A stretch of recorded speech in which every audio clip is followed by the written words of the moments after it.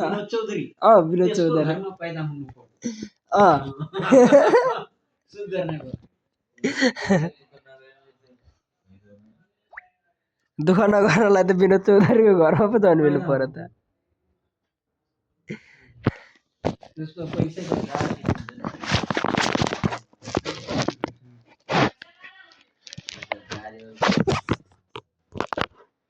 मर भाट भटेनीको धेरै गाडीहरू कति छन् सरकार किनिदिने पैसा छ त्यसमा सरकार त उसले किनिदिइहाल्छ नि बाया हातले पैसा त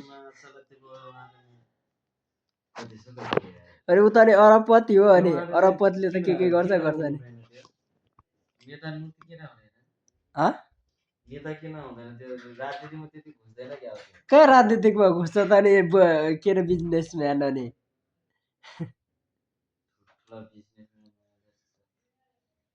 हामीलाई कमसेकम टोयलेट सफाइ गर्ने त राख्नु पर्ने मान्छे अरू त यस्तै हो टोयलेट सफाइ गर्ने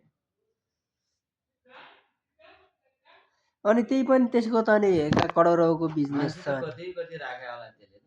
छ नि राखेको ड्राइभरहरू राखे होला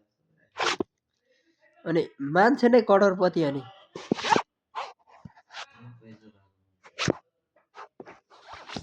त्यही छ नि